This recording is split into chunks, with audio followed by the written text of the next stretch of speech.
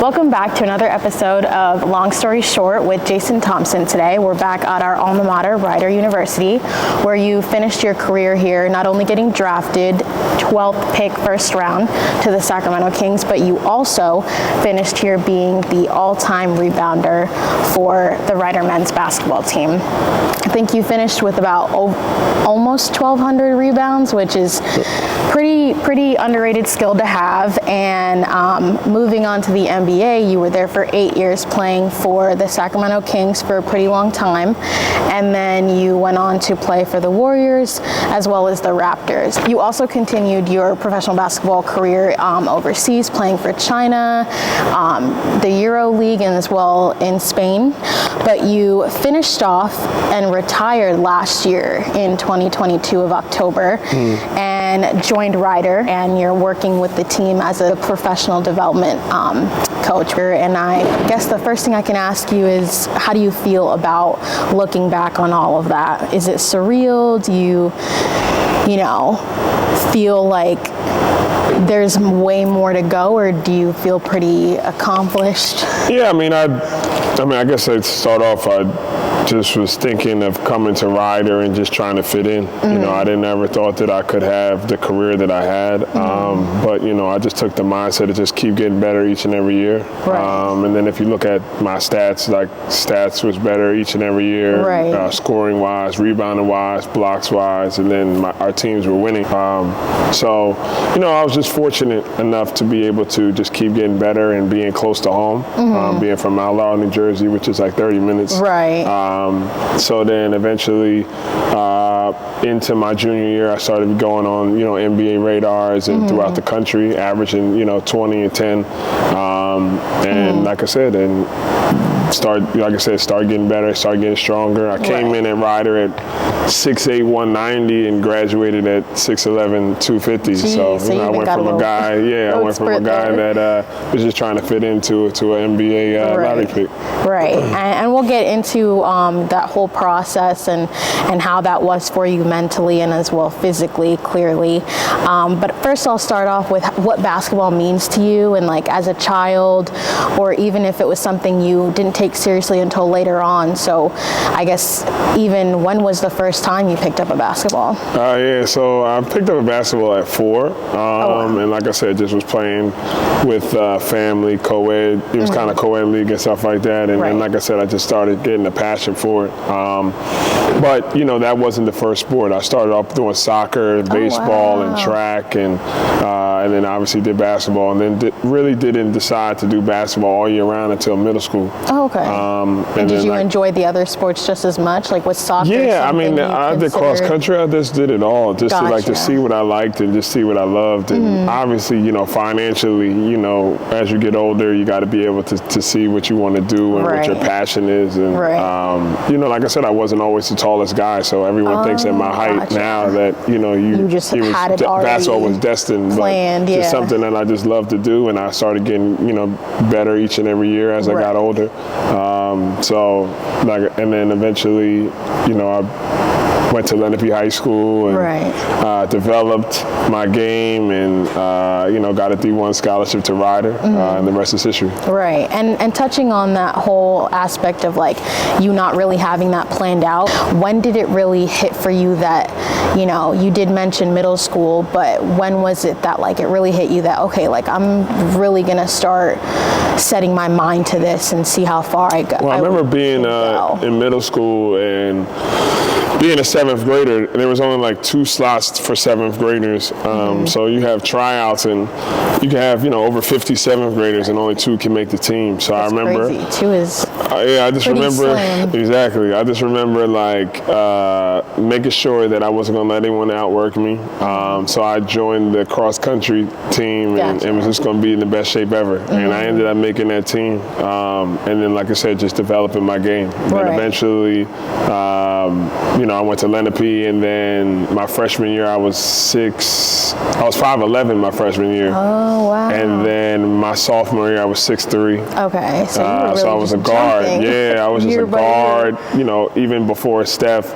You know, just trying to get the most efficient three-pointers and things like that. And then I went from 6'3" to 6'6" in my junior year. So I go from being a guard to the starting center, and I still was like 185. So I really didn't have that much strength. Right, and you have a body on you yet. Exactly, yeah. So I'm learning, you know, those guard skills that I had, and now I'm trying to develop into a big man. And, you know, who would have thought that actually would have helped with my advantage as I got taller. Then my last year, I went to 6'8". And like I said, my team went undefeated.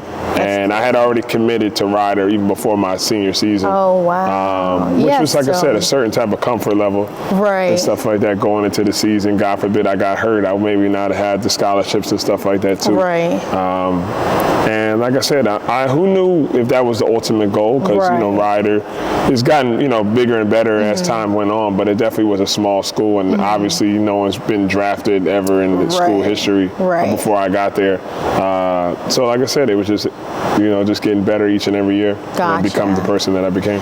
And so off the court, what kind of contributed to that? Did you have personal trainers? Did you have any family members that also played with like a certain determination that obviously could benefit your growth and professional? Yeah, I mean, honestly, you know, it wasn't in how this generation is where you had a personal trainer. I would do it from time to time, but I really would just finish my homework when I got home and then go play. And I think that's what a lot of the youth is missing now, is being able to just go out and play. If you drive by basketball courts outside now, they're empty. You know, everyone wants to play indoors, but then they're not for free.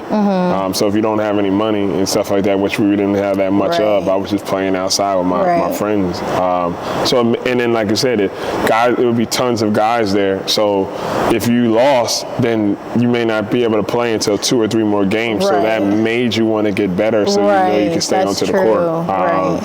So yeah, so it was just a balance of that, balance of playing, a balance of knowing that God forbid something happened to me, athletic-wise, I would have my, you know, my high school diploma or getting scholarship and things like that. So just having that mindset, trying to put on as much weight as I could, you know, like push-ups, sit-ups, and stuff. Yeah, because doctors back then to me were saying that I would stump my growth if I was lifting any hard weights. No way. And I ended up gaining or growing 11 inches. Okay, and you kept lifting, or you would limit yourself because of I was that doing advice? some lifting, but it was more push-ups, sit-ups, pull-ups, you know, that type of workout. Yeah, like body weight. Very like generic ones. It wasn't as like in depth as it is now. Right. I didn't, like I said, I didn't really get to put on any muscle until I got to college. Got you. And so I guess a side little note here, how does that feel like mentally, that it's so different with the training now? And do you ever think about what it could have been? What could have been? And I mean, honestly, it was frustrating because I was just doing everything I could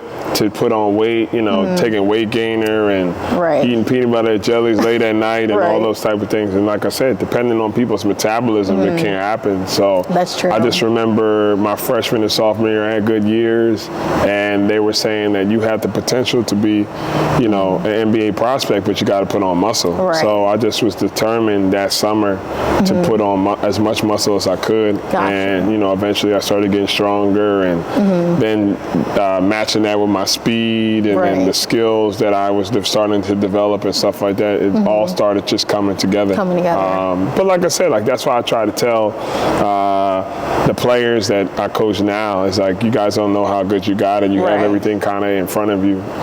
You know, we're in the practice gym that's, you know, named after me. So, you know, we would have to wait for other sports teams to even get extra shots up. So you have this private gym, you have certain things that we didn't have back in the day too. Even just knowledge of like how you would train is just such a big thing. And I would wonder myself what that would be like to to see what kind of growth you could have had even earlier, if that makes sense. But I'm sure, you know, everything happens for a reason. You still made it out pretty okay, I'd say. But back to the whole support and family, I wanted to touch on the mental side of it.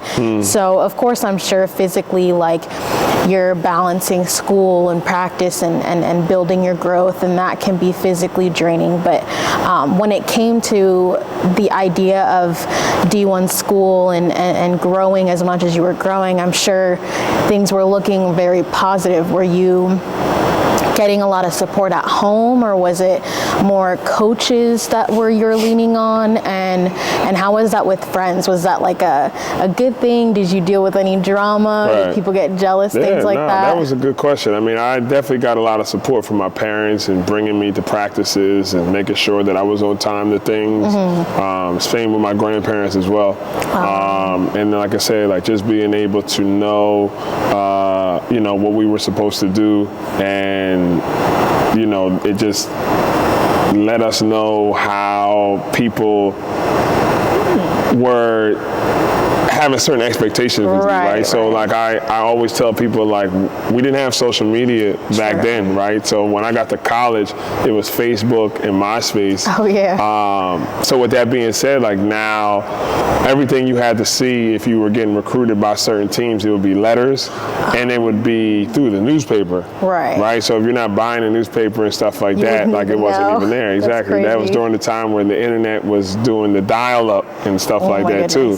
So that's why I feel like mental health was still big then, but it wasn't as much because you don't have the cyberbullying and then the pressure of saying, well, people, this person should go there, this person should go there. Right, exactly. So a couple kids have 2 good games and they show all their highlights, but they don't show the stuff that they didn't do well. Right. So then now they're getting recruited to the bigger schools, and then when it's time for them to play, they're not ready. That weakness comes through. Exactly, yeah. So I mean, I think that it definitely was some pressure getting all the letters and all those type of stuff too, but it's also about the comfort. Like you can have a great visit, but then you may not mesh with the coaches or some of your players and teammates. So I think it's important to kind of just know how that process is. And, and like I said, it's expectations everywhere you go, especially if you're a high pick, you're a high draft prospect, and you know, if you have a bad game and your team loses, you're going to get all the bad stuff. If you do well, you know, depending on who it is, you're supposed to do well, or you know, you get the accolades. So it's one of those things you got to deal with adversity, where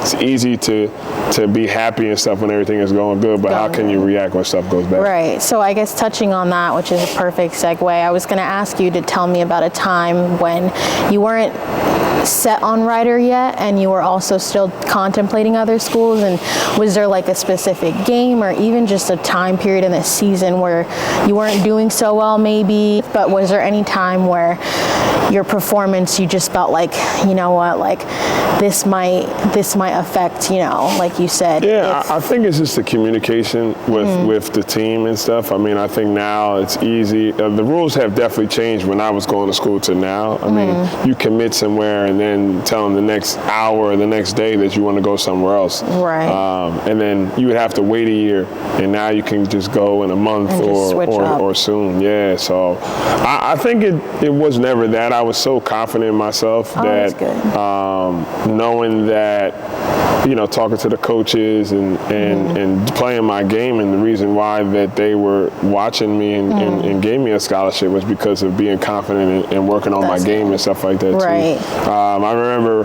who's one of my best friends now. We played against him in high school, and we both had committed to Rider, so I knew that the coaches were going to be there. And it was a big game, and like I said, like I always tell him till to this day, Cameron Warner, it was Lenape versus Pleasantville, and I know we won, so I know that like it was easy for me to go say what's up. I'm sure loser to a certain extent. So I'm sure if I was him, I wouldn't want to talk to nobody. But like I said, I mean, he was ready to go to the locker room. I was humble. He had a good game. I had a good game. We won, so it was all love. And like I said, it's still my. And of course, you guys are going to meet back up. Exactly. At we were roommates for 4 years as well. That's amazing. After that too. So that's also something I could touch on too. Is having that person and best friend from your childhood move on with you to a college. And I guess back then too, you don't have Facebook to reach out to people before school started.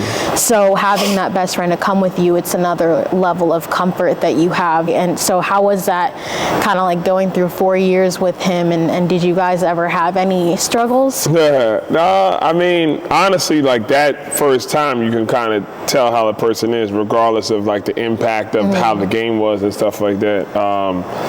But you know, it was, like I said, it was the comfort level. It was the how we can relate to each other. We were from like similar areas and things like that. But you even touched on a point where you kind of don't really know it's not that common, is that my brother came to Rider, and I played with him for 2 years. So I played with him 2 years in high school, and I played with him 2 years in college. So when I was a junior, he was a freshman. Gotcha. And then being so close to home, I was like, I know we're not going to be roommates, because you still want to at least have the that college experience. Right. Exactly, yeah, and be able to, and like I said, it was the best feeling. Even if it's a small campus and we would only see each other for the most part when it came to like games and practices and stuff, which, like I said, it's a balance, but I'm sure his comfort level was at an all-time high. And like I said, my biggest critic was always my brother, which would be even if he didn't play on the team. So like I said, it was good, and we had some really, really good 2 years playing together. And like I said, it's one of those things where you don't really know what you have until it's gone, and you're not playing together anymore. And then that year we had another set of brothers. The same time me and my brother were on there. So you know, that's a lot of good chemistry too. Yeah.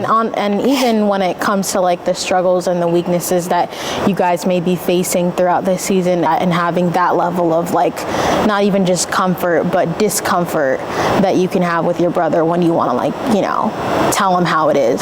But speaking of college and going a little bit into your senior year of high school, tell me about the process of how you chose Rider, and were there any other schools that were kind of like neck and neck with Rider that you were thinking about? It was crazy, like during that time. I'm such a loyal kid. I mean, obviously even man, to where like I was getting recruited by Rider, and then you have like unofficial and then official visits. You know, like part of those visits made me, you know, want to stay. And then like I know that guys in my position from those schools were committing. And you know, nowadays everybody wants to join forces and all that type of stuff. I thought that like you can be a big fish in a small pond and make a name for yourself. So, you know, some of my guys that I knew were committed to the same schools that I was going to go to.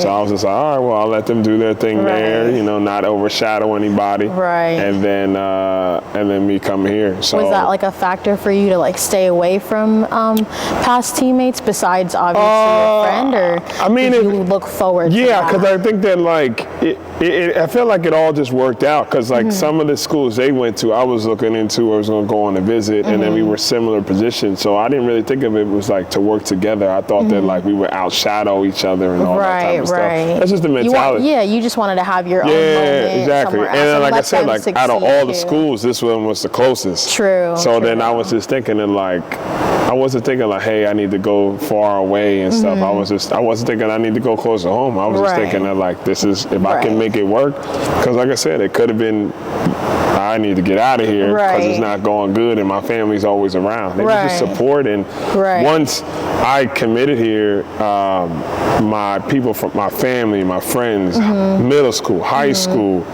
everybody will come to the game. That's a different and then like I said, I mean, right when doors opened, you know, it was the arena was sold out. You couldn't get a ticket. You weren't here early, you weren't going to get in. So and do you think that played like a big role? Like if they weren't there, do you think those moments where maybe the team was a little bit lacking, like do you think having that in the stands was definitely a motivator for you? Yeah, I mean, I think it's a balance of another part of the generation, because we were playing on like ESPN and ESPN2, but then like I feel like all the games are televised now in a way, right? If you get ESPN Plus, which means if someone's studying, they're probably thinking, I don't need to go to to the game, Right. I can watch on my phone Right. or tablet or something like that to watch the game and kind of multitask. Right. So like I said, I feel like it way. kind of messes with the dynamic. But like I said, I mean, you know, every time I go around campus or I post something, they're like, yo, like, there's people that would just travel from New York and Right, just to different see areas you. just to come to Right. the games And and that's- stuff. that's And I never really, amazing. and like I said, you take those times for granted because I'm so locked in and doing well. Yeah. Like, which is good. I Yeah. mean, you wanted to have that tunnel vision, and it proved so that, you know, you didn't want to break that that discipline that you obviously had throughout your college career to get you to be drafted and even be looked at as a draft, right? And so, speaking on college, like how was that with like the work-life balance, not work, but practice-life balance and everything? I know that you guys, being a manager for the women's team for 2 years when I was here, I know there's morning practice, there's afternoon practice, Right. then there's classes, and then you got to travel for games, so you're missing classes. So tell me about times where you kind of had to balance that, and it was maybe a little more difficult than you thought, and did you ever struggle with your classes? yeah, I mean, it was definitely a certain balance, right? And you got to have a great relationship with your teachers. You know, I feel like it's a reason why they call it student athlete. So, you know, you can't play on the court if you don't do, you know, Right, you well gotta have a in certain class. standard, Exactly, right? yeah. So you kind of just learn to have that type of balance. I think that's why you have great coaches as well, that, you know, you can meet with advisors, you talk to your coaches. We have study hall. You know, you go over, you know, your grades and things like that from, you know, at least once a month, just to make sure everything is in line. Because, like I said, it's part of, you know, Being the able to be on the team, Exactly. right. Yeah, you got to learn to be on time. You know, from class, lifts, practice. You know, all those type of things, and that's what makes it more special when, you know, you have winning seasons and stuff like that too. Because people don't really understand the work that grind and goes stuff you into do. it. Right. They just Yeah. want to celebrate and Right. cheer and stuff, but you don't Right. really know. You don't know from if you have injuries and things Right. like that. It's not, you know, You gotta go announced. even more, too, Exactly, because you right? got it right. Because then you got to The take care of your rehab. body, make sure you know what you're doing. Like you said, recovery-wise, you know, now the technology is better with cold tubs, cryotherapy. Like, we didn't Right. have that back in the day. You Right. get taped a certain way. They made us wear ankle braces when I was playing. Right, yeah, And I had nothing wrong with my ankle. Right. No, I Yeah. think the women did that when I was here, but I think it started becoming more of a choice. But Yeah. I was going to touch on that underrated part of just like, I feel like a lot of people don't see the part behind the scenes where they're like, oh, you're a student athlete, and they assume that all your grades are all sorted out for you, and then they assume that, you know, you're just here to play. And it's like, yeah, you're here to play, but it takes so much time, discipline, and effort. And I wanted to touch on just how that was for you mentally. Like, did you ever, I mean, it seems like you had a pretty good mindset as far as even just playing. And so I kind of assume you probably have something more positive to say about that. But were there any times where you were struggling? Just because I'm sure it's completely different now. Like, as a coach, you're looking at the study hall and the tutors and whatnot. Did you have that same amount of like help when it came to academics? Yeah, I mean, I think it definitely was a learning experience, and especially like, you know, being one of the first to do it too, because like especially like in the summer we come as well too, and we have summer sessions, and you take classes, you work out with coaches and all that type of stuff. Eventually, my last 2 years, I started going to like all these like NBA camps and stuff, and then now it's pressure on myself to do well, because now I'm trying to, you know, make sure I'm on the NBA radar and all this type of stuff. And I just had to be able to mature at a certain age too, because I didn't have an ego, right? Like, I'm coming in here with all the LeBron gear and Kobe Kobe gear, Michael Jordan gear from all the stuff I've been doing. And then I'm coming back to like the facilities that we had when I was here.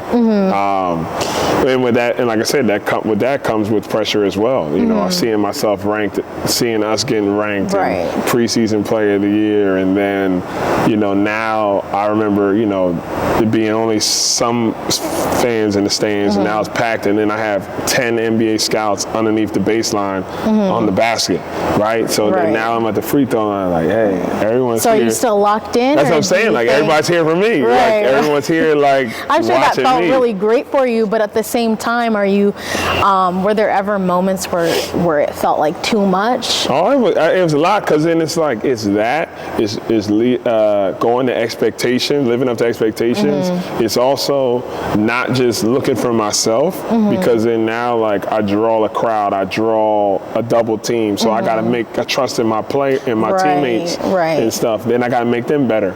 So then if we're not playing well, I could be playing well and we're not, I still got to lead as a leader. And I think that, like, I never thought that these things would help me later on in my career and also my life that can make me transition to coaching now, because I was doing it even when I was a player. Right, you were experiencing it. Like I was. Which we'll definitely touch on once we get to that, because I definitely think it's fascinating, like the difference and the different mentality that you have as a player versus being a coach, especially with your experience. But before we get on to the NBA, I wanted to ask, do you think your journey would be different if you went to a different school? Like, do you think it's very much a part of the teammates and the coaches and the support you had, as of course with your family being close and friends being close, but do you think, I mean, I'm sure it's part of why you chose Rider, but do you think the other schools had a different dynamic or just a feel that may have changed everything the way that it is now? It's definitely a $1 million question that people ask me all the time.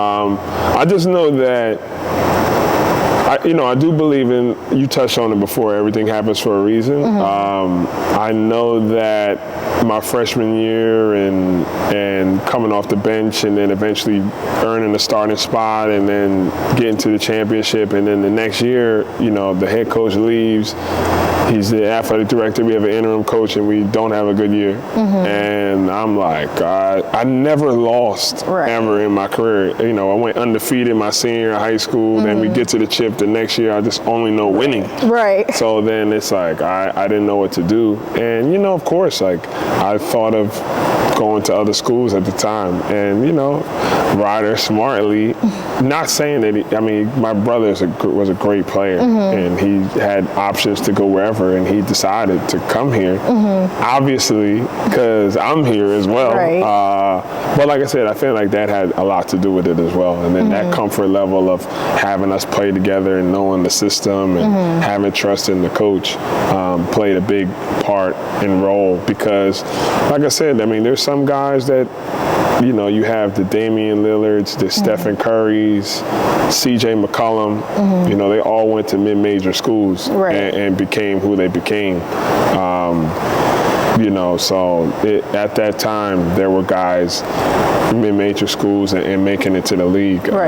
So I think that, if you can make a name for yourself, then they're going to find you, especially now with the resources that you have. So I honestly don't think it ever has to do with the school that you go to. You know what I mean? It's the player you are. And if scouts know what type of player you can be, because they know if you're on a bad team and you can still be effective, then you're still going to be invited to camps and all those type of things. So I think, like I said, it all pans out. Who would have known? Because I didn't get to go to the NCAA tournament, and that's something I would have loved to. But then, I always look at it as it was meant for it to not. We were almost there twice, and I was able to do what I was to do. But we'll go into the NBA and how that whole draft process was. And did you go into college knowing that you were going to be drafted at all, or did you? Well, like I said, I kind of had the mindset of just doing well, because it's not like I came in here as like the star player, right? Like I knew that I had the potential to be good and play and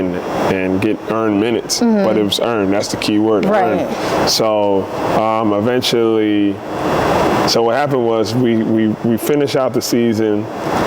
And then, you know, obviously if you're a senior, the best time people would say for college experience, I guess for an athlete, basketball player, would be the spring, because you don't have to go to the coaches and you're living your own life, and you're going for graduation. Right. So I was going to school, obviously, and then on the weekends, I was going to work out with Michael Jordan's trainer, Tim Grover. Oh, wow. On the weekends, and then And how did you get to like know him?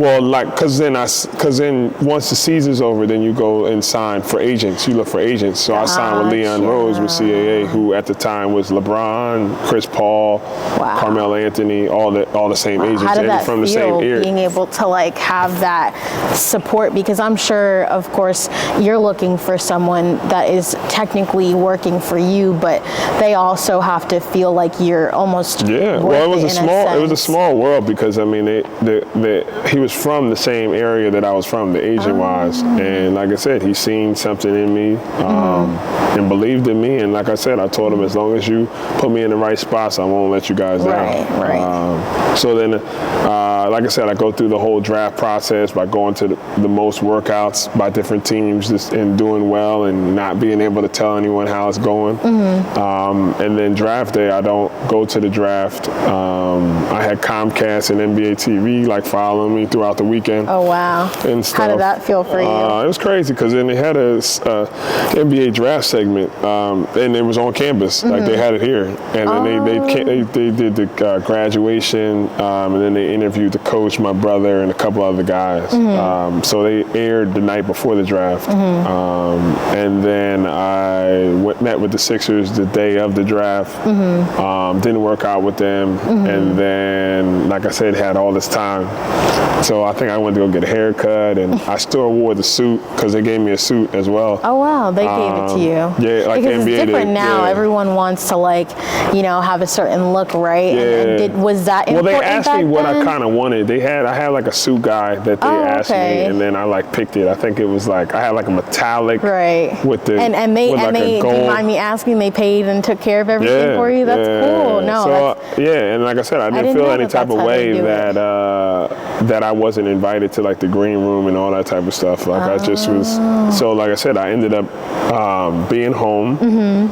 Had selective family and friends there, and I remember the cameras getting there probably around like the 4th pick or something, because I was projected to be like, you know, like mid to late first round, which is like 15 to 30. So they came to your house. Yeah, they came to the house. Yeah, but like I said, to set up and stuff, depending on, because like I said, it could be the gift and the curse. They can have the cameras on you and you don't get drafted, or you can and it will. So I just remember, like, my agent, we were in my kitchen, and my agent kept tapping me, and, you know, he's getting all these texts. He's like, yo, I'm not sure, but maybe, I'm not sure. And like I said, we find out just like you guys, like, you know, at the time, the commissioner was David Stern, and he comes up to the podium, and he's fine, and everyone's like locked into the TV. And then I'll never forget. So even the agent doesn't even know? Nah, I mean, it's a little different now. Like, if you know Adrian Wojnarowski, like, kind of knows like 5 minutes before 10, and he'll post it on what's it called? X now, I guess. Yeah, Twitter back then. And I just remember David Stern said, with the 12th pick, the Sacramento Kings select Jason Thompson. I didn't know what I was feeling that moment. I was just saying, I didn't know. And like I said, they have it on YouTube of my reaction. I go and like I put my hands on my face, and then I hug my brother, and then my mom's like jumping up and down, and my family is going crazy, and then I like don't know where my dad is. Then I go outside, and then like the whole neighborhood is like cheering me on and stuff, which I had no idea what they were doing. Yeah, I would probably cry. That's so amazing. It was wild. Did you tear up at all, or were you just more like excited? It was just more of like I didn't.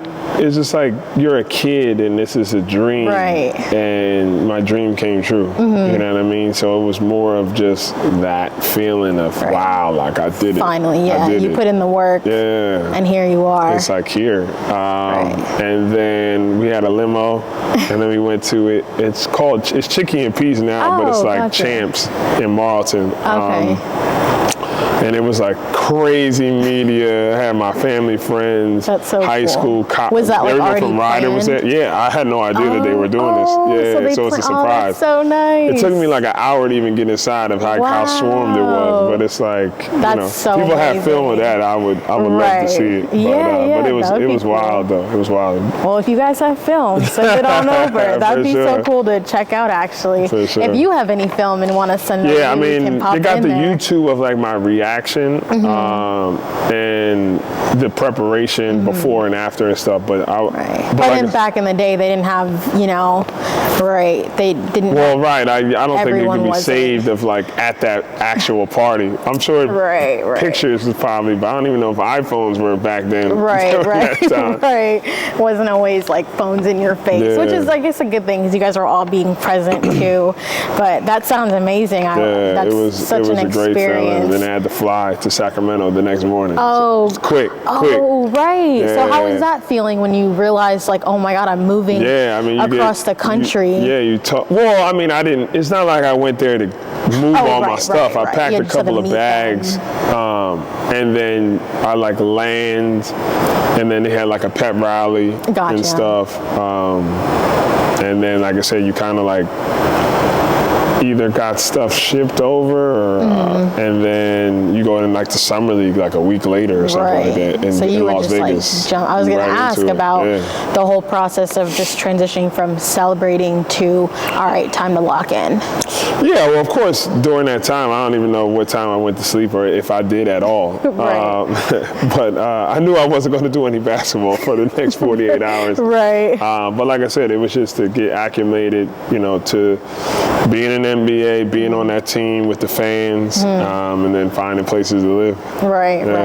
And was that process hard for you, or did you have? Everyone, like I think my life is different when you live that life because like everyone is kind of like puts you in the place to do it, right? So I feel like now since I'm retired, I kind of do stuff more on my own, which is great. But it's like I didn't know the stuff when I probably should have at that age. Right. Because you had, in a good way, you had the support, but at the same time, it's no learning. Right. It's not like I was like, oh yeah, so how do you do this? Like, oh, I'll do it for you. All right, cool. All right. Just show up and then just decide. I'm like, all right, cool. You know what I mean? Which probably also helped with the gift and the curse. Right, because then you're able to focus more on basketball, exactly. The important thing, which is basketball. The main thing. And so when you did move, tell me more about mentally how you felt, and of course, just like as far as moving, did you live by yourself? And did any family move with you at all? Did you feel isolated at any moment? No, I was to myself. I mean, I had one guy that I like worked out with Tim Grover, who the trainer, ended up getting drafted by another team, but then traded to my team. So then like I had like a really, really good close friend who's a little bit younger than me, but we, showed each other the ropes, kind of had a show together with the team and stuff, and it was a comfort level. But my family would visit from, especially when the season started, and then during the holidays, and then they would make their way like in the springtime. So like during those 3 type of times and stuff like that too. Yeah. So, and then I've been being there for 7 years. Right. I've built so many friendships and relationships with people and companies and all that type of stuff. And you stayed loyal, and we'll definitely touch on that. But I wanted to ask, because I did read a little bit about how around that time the Sacramento Kings did have a little bit of a rebuilding phase. No, for sure. And so how did that feel? Because I know you touched on it when it came to like high school and college, and how does that affect your performance and your mentality? It was a lot. I honestly tried to block it out as much as I could. I really didn't realize how bad it was until now, to be honest. Like, because especially my time, in those 7 years, I had 7 different coaches, which is not stability. I had 2 different ownerships. I had 2 different GM, general managers, and I had over 100 different teammates. So you are in one of the best leagues in the world, if not the best, and playing at the highest of levels. But that doesn't mean that there was, ups and downs, throughout that time that shouldn't be that. Right. And stuff that you really couldn't control. Right. You exactly. only needed to, be business-like and handle your stuff on the court and off the court and don't do anything. Right. So you had that mentality of like just controlling what you could have. Yeah, my thing is like I just knew I was never going to do anything to mess up something that I worked my whole life for. Right. That was the mindset. Did you have any like negative relationships with those coaches, or was it kind of just good like, questions. I wouldn't say probably that. I mean, there are going to be certain things that you see, like you're going to seeing coaches late and stuff I never seen before, or treat different other players a certain type of way, or certain stuff with teammates, like immature teammates and stuff. So I definitely seen a lot that does not bring a winning culture. Yeah.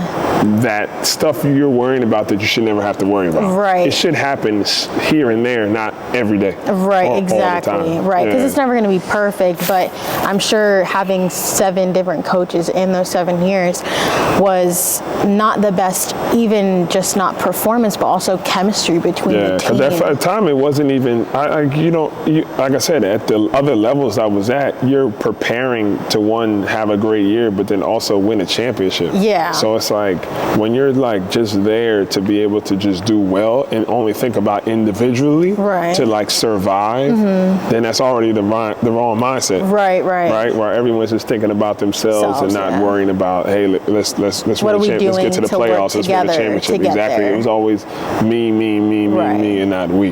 Right, and that definitely played a big part in your performance and just the outcome of every season.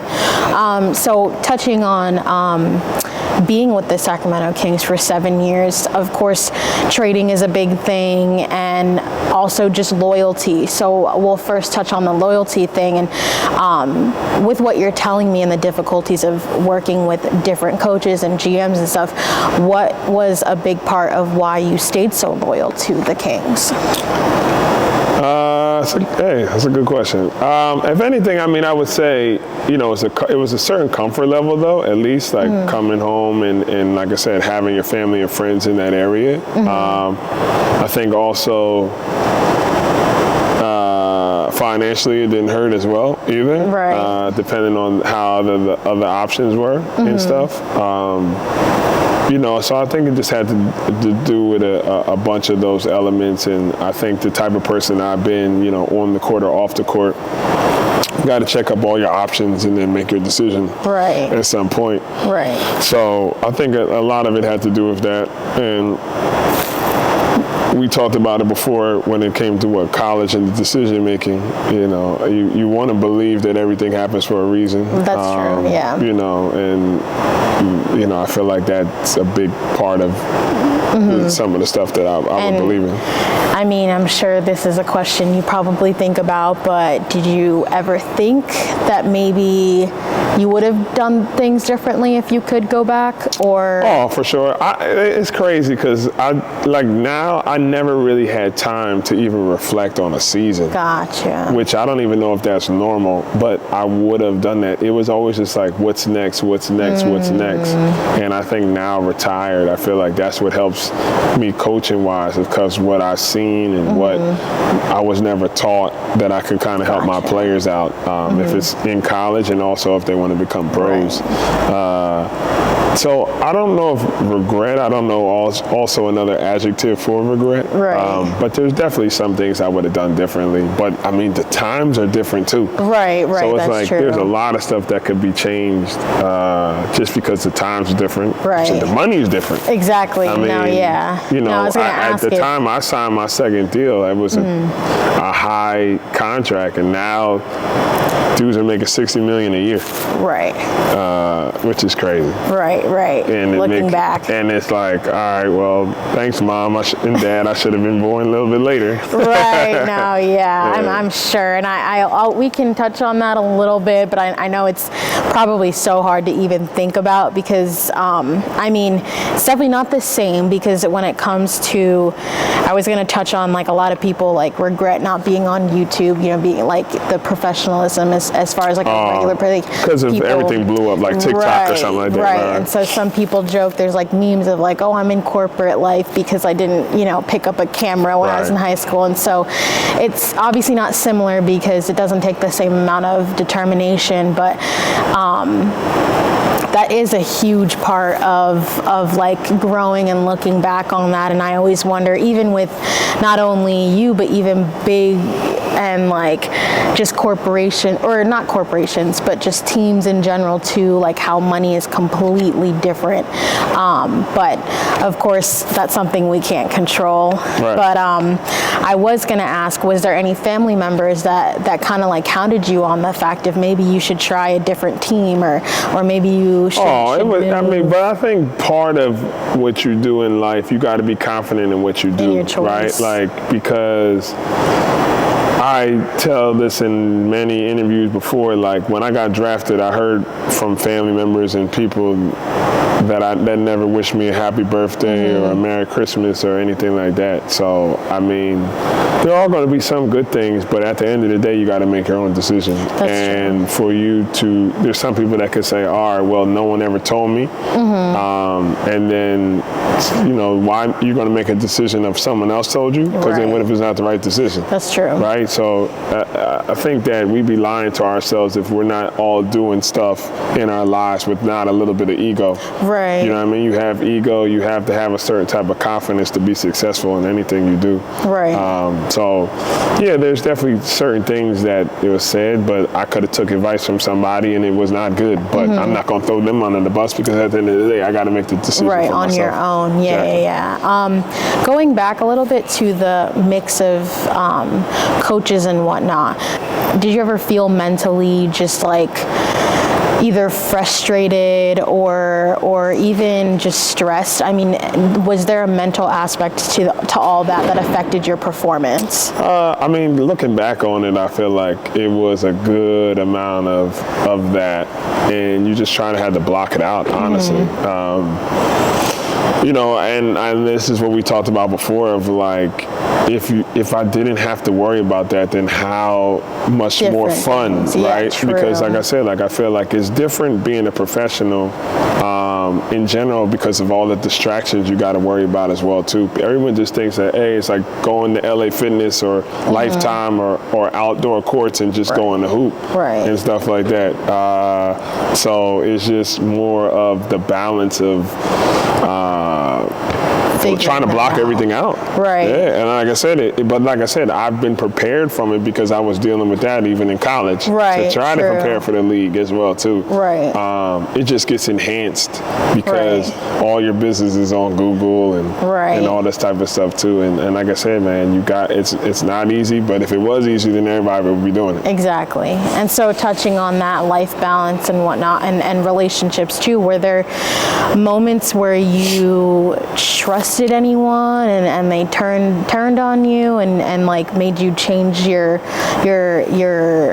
outlook on just like who's in your circle? Because I'm sure with not only just the success but the fame as well, and it sounds silly out loud maybe, but like of course that affects how people treat you. And like you said, there are people who are reaching out that didn't normally do that, and sounds like again you have a great mindset when it comes to just being focused on what you need to be focused on. But did that ever affect you in any way? Yeah, I mean, I think it's not easy. I mean, I try to tell that to my players and be like, oh yeah, like I'm such a strong-minded guy, which I feel like it's developed and it's off of experience that I've dealt with. And like I said, it wasn't something that like people had told me. It's just like kind of just going through the situation and then learning from experience.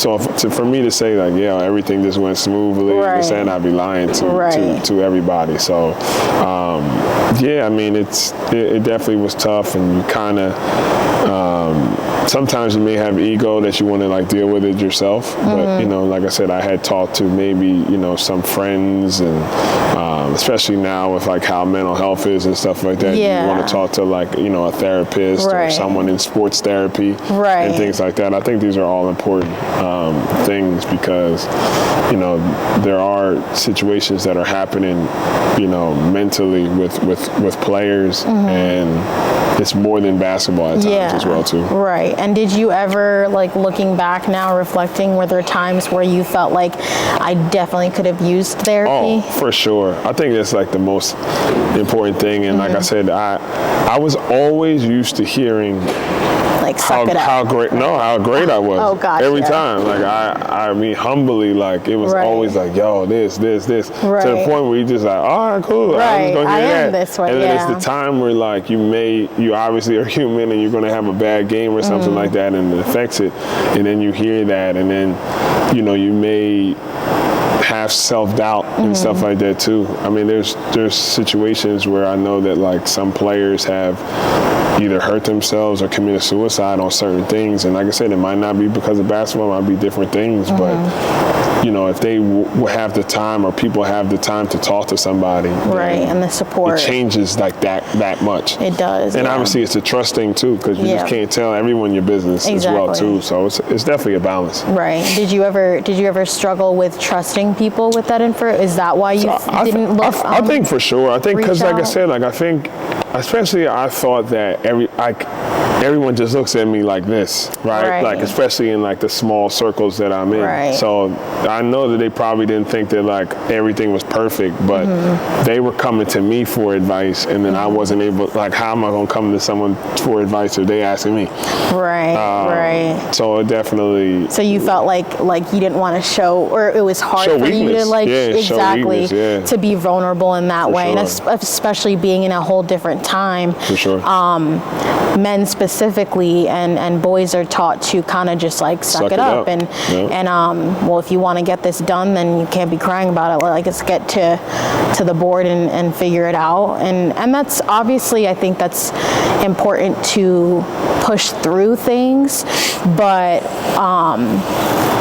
would you say that if you were to speak to somebody, or if you were to reach out in those times where you felt or didn't even know that you should have been vulnerable, do you think that would have affected you positively as far as not just on the court but off the court as well during your career? I do think so. I mean, I think, like we said, we don't have regrets, but you always would want to see of how stuff could have maybe been handled differently with certain situations, or if someone explained to me about, you know, why do I keep having a coach every year, and how this is not normal, and how you really don't develop like that as a young player if everyone keeps changing. That's like a limitation on you for as far as being especially it's new every time. Like you're a freshman all over again. You know and they don't know so there's you no as development. Much. Exactly. So especially like how my career was in high school and college, like I kept getting better every year. You know what I mean? But it was the same coaches. You know, that like put in the time, that got to know you. Learning a system, and this and the third. If you are not getting better with the same, then all right, then it makes sense. It's either you or the system. Then you change. But then if you did the same area, but then it keeps changing, then you don't really know how to reap the benefits. So it's definitely like what if, but like I said, you can't go back in time. So the only way you could kind of do is just give that information to these kids now. And reflect on that. So wrapping up the NBA career, I definitely wanted to touch back on the trading aspect. So you did obviously get traded eventually and moved on to the Warriors, and you were on there from 2015, 2016 for a few months.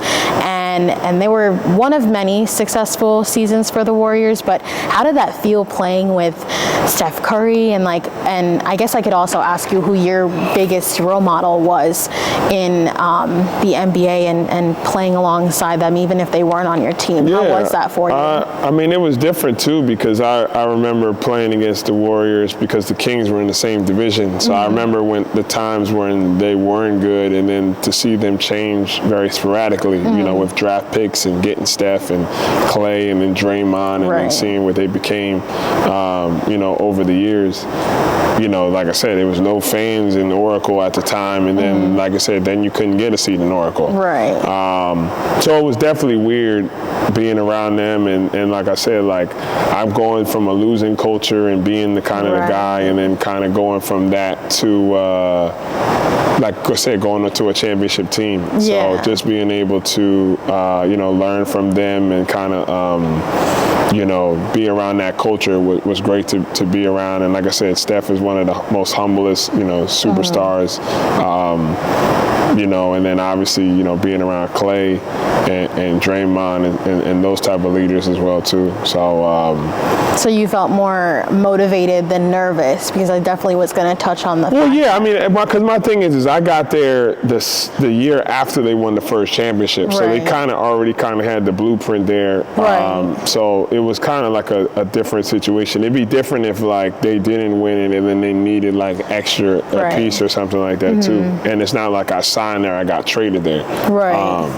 So like I said, like there's definitely certain circumstances that were different, and I could have handled differently as well too. Gotcha. Touching bases of what we talked about before.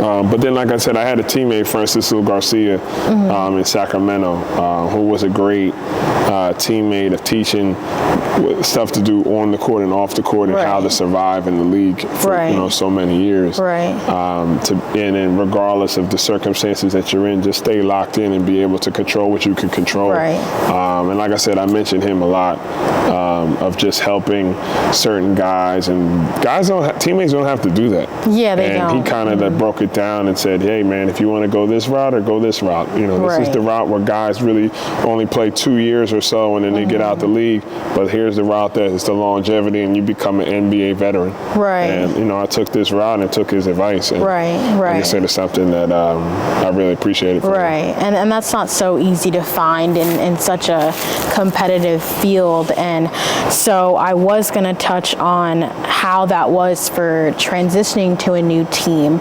Was there a bit of like lack of trust in those people? I mean, I'm sure that they were nice, but at the same time, did you feel like there was like struggle with chemistry and building those relationships when you joined? For sure, because I mean, especially when you're a lottery pick team all those years and all them different coaches, you're going to have young players.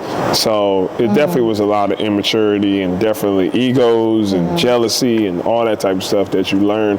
And that's part of the stuff I was talking about, where you're not really dealing with basketball, you're learning with other stuff. So it was unfortunate that stuff had to happen, but it definitely was a lot, and you really can't control it when there's no stability from the coaches. They don't know if they're going to be able to they move there and then they get fired the next season. So there was no stability, so it makes sense that there was instability when it came to that.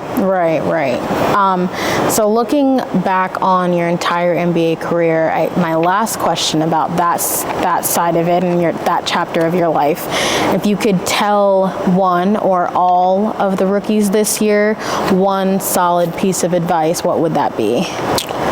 Like I said, just stay solid. Listen to your vets. Listen to your coaches. Don't come in with a certain type of ego.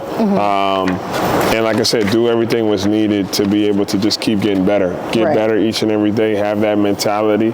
Take care of your body. Block out the noise. Don't worry about what people are saying good about you or bad about you. Just stay even keel and locked in, and make sure that you just keep getting better each and every day. Well, you heard it. No, I'm just kidding. So moving on, you actually went on to play for the Raptors a little bit. Tell me about that and how that felt moving mid-season as well. Yeah, that was great. I mean, it was definitely a team or a city that I thought that was one of the best cities I ever had been to. And also it was my first time going to the playoffs. So I had a great experience playing in the playoffs for the first time. Dwayne Casey brought me in. And then like I said, said, I had guys like Kyle Lowry and DeMar DeRozan who were great leaders, great all-stars, and we got to the Eastern Conference Finals, which is the farthest I ever been. Obviously, being in the playoffs one time, so it was great. It was good. And when you finished your career as an NBA player, was that emotional for you, or you kind of more focused on that transition to the? Well, it wasn't finished. I just signed. It's not like I. Right. Yeah. Like they tell so you, I guess wrapping up that. Oh, I didn't know I was going to wrap up until I signed the deal to play overseas. To be honest, so it wasn't something you cautiously. Yeah, because I could have still went back at any point. Right. So like I said, I just decided, and like I said, it goes kind of ego-wise a little bit. I was getting playing a different role, being the guy, being the star of the team, rather than kind of just, fitting in and stuff like that, especially in that latter part of my career. Right. So, I thought that it was good, and I did well, and like I said, kept that rhythm going from China and then Turkey, and then Spain, and then kept going to China a couple other times. Right. And I'm assuming China was something that you enjoyed and felt more comfort in, or was like I said, most of the former NBA players played there. It's a nice style of basketball where you can score the ball a lot and stats, and it was fun. And like I said, it was a shortened, 6-month season compared to 10 months, and you were making about the same amount of money as well too. So kind of worked out on and off the court for you. Sure, gotcha. sure. And could you tell me more about a little the comparisons that you can tell between the two organizations, and of course you said you mean from the countries? Yeah. I mean, if anything, it was that style of play is more to the NBA because of high scoring and stuff. Obviously, it's more of their players in their country, and then you would have two foreigners from the U.S. or something like that playing on other teams. Right. So it wasn't the same amount of balance with all the players that the NBA is. But then I would say the most common would have been when I played in Turkey for EuroLeague, right?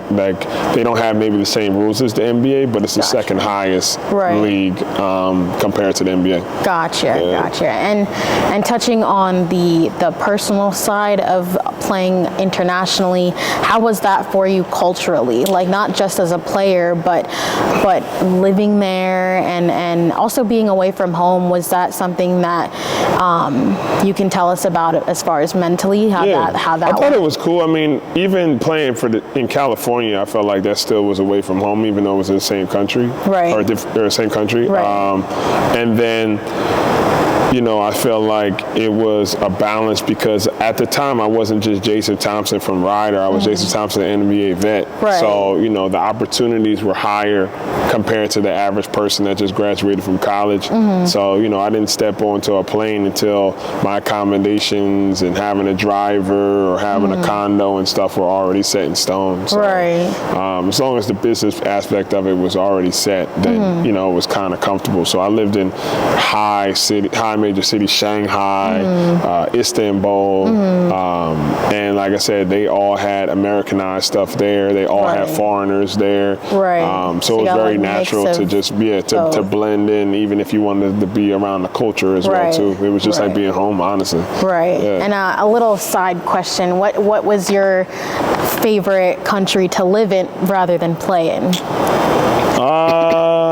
I did like Spain just because it was warmer and a little bit balanced on the culture. I did like Istanbul as well too, even because there was a lot of foreigners that played in those cities. And like I said, I like China as well too, because Shanghai and Beijing, I felt like was more Americanized because of all the jobs and stuff that they have foreigners over there too. So I felt like it was a lot of pros for all those different type of things. And food-wise, which one was your favorite? I mean, they all had Americanized stuff, but I would probably say Spain as well. Spain too. Were there any specific foods that you ordered on the daily, or you tried it out? Even in China, they had Cheesecake Factory. I mean, they had Shake Shack. I mean, they had everything that you would have. So you were more I mean, it just balanced. I just had the balance of it. So it was nothing in particular.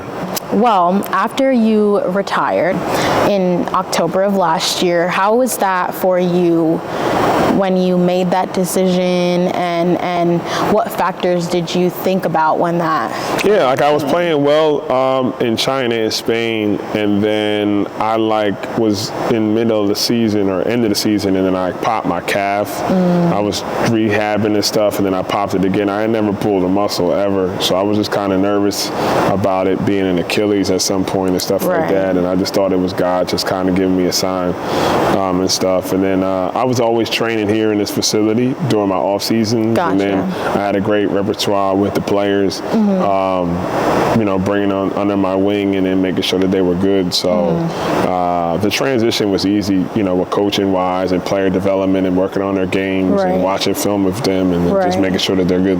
Right. Did that ever feel frustrating for you when you did pop that calf and start seeing that maybe this is a sign? Yeah, a little bit, just because you always just think, what could I have done to avoid it and stuff, especially like I was playing at such a really good level.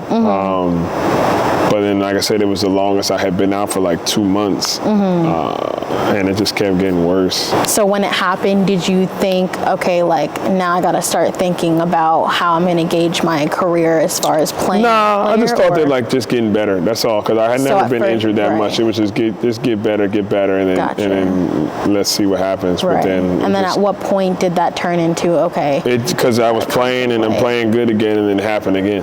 Gotcha. So it just was, like I said, I just kept thinking it was a sign. Was there a little bit of a doubt where you thought maybe I could push through with that second time, or? Yeah, but I also think that I had won a championship in China, and then I won a championship in Turkey the year before, and it just didn't feel it was that much as celebration. I was just used to having all the hard work paying off. And it just was all right, we'll see you in a couple of months. So I was just all right, this, like I said, it just was more writing on the wall and just more signs of maybe it's not the same type of passion that, everyone feels and stuff. And did you speak with anyone on that, or kind of decided that and thought about that with yourself as far as leaning more towards retiring after that? Yeah, I mean, I talked to some people and just deciding, and agency wise and all that type of stuff, and it just felt like it was the right time, and stuff like that too. So you also have a foundation called the Jason Thompson Foundation, and can you tell us more about that? What inspired that? I started the Jason Thompson Foundation in 2010. My cousin passed away with a certain heart disease, hypertrophic cardiomyopathy, and I knew what a way I wanted to give back and relive her name. So we started that, and we have different events. Thanksgiving, we have a Thanksgiving and turkey drive. During Christmas, we have a toy drive. And then in the spring, I do an annual bike event. We give out 50 bikes and helmets to kids. And then in August, I have my annual camp that I've been doing since 2008. Basketball camp for boys and girls from 2nd to 12th grade. And how did that come about as far as did it seem okay, I want to do something for her, and then, other people kind of gave you that advice, or was that something you've always thought about doing and then thought this is the perfect time to honor her as well? Yeah, I mean, I just think that I wanted to give back at some point, and then I wanted to relive her name. So I think that, she was the only female athlete of the family, and being able to, like I said, I just built a basketball court in my hometown, and reliving her name with that as well. So it's the first NBA court in Mount Laurel, New Jersey. So just blessed, and just be able to keep building the foundation creating for that years space. So that foundation is built to create a space and resource to help the kids and even young adults, because that ranges up until high school, or is it but then more? also all the events we do is for older as well too. Gotcha. So there's not really any limit, because you're just either helping when it comes to basketball, but also just giving back to the community, which is great. And how does that play into just throughout your entire career, like as far as just balancing that as well? Because I'm sure you are the president of the company. So are there times where you have to step back and let them take care of it? I mean, I tried to do as much as I could for the most part when it came to like during the season and stuff, because that's what the focus on basketball. And then now I have more time, you know, with coaching and stuff like that, to be able to do more stuff with the foundation. So it's going to keep getting bigger and better. That's great. I mean, it's always nice to hear, because it's not something you have to do, and of course, it's even more meaningful honoring your cousin like that, which is really cool. And hopefully, I can come help out whenever you need it. That would be really cool. So, last but not least, you retired last year, but you also joined Ryder as a special assistant coach. And tell me how that is as far as joining and being able to still be around the basketball just environment, and do you plan on doing anything other than that? Yeah, I mean, it's been good. It's just, obviously it's a comfort level just because I've been here and I played here, and I know what it takes to be successful. And like I said, I was coming here in the summers and training and having a good relationship with the players. They really you know, thrive off certain stuff that I've done, and like I said, it's been great. You know, we had a really good year last year. You know, being the 2 seed, and we're preseason number 1 this year in the MAC. So we're looking to be able to get over the hump and win a championship with the guys that we have back, 8 new players. So we're really excited about this year, and got to take one game at a time mentality. Well, good luck with that, and I'll definitely be coming to some games. But last thing I wanted to touch on is, would you change anything at all as far as just the timeline of your I mean, I just think everything is just a blessing. I think that, you know, God makes no mistakes, and I don't take anything for granted. Obviously, I feel like I could have changed some things throughout the way, because, you know, it's not a perfect world. But, you know, like I said, I feel like since I'm here, this is what I'm destined to do. I'm blessed to be able to give back, you know, with my foundation, and back to my community of the people and ones in need yearly. And, you know, I'm excited what the future has to come. Yeah, that's so great. I'm excited to possibly speak back and maybe touch on other things off the court that you are working on. But I thank you so much for coming, for meeting with me and speaking on your amazing career. It's really cool, and I hope that it inspires someone else to even just push through whatever else they're determined to do, whether it's basketball or just reaching for their goals. Well, I appreciate you having me on this platform, and you keep up the great work. Thank you. And I'm glad I'm on the second episode. Thank you.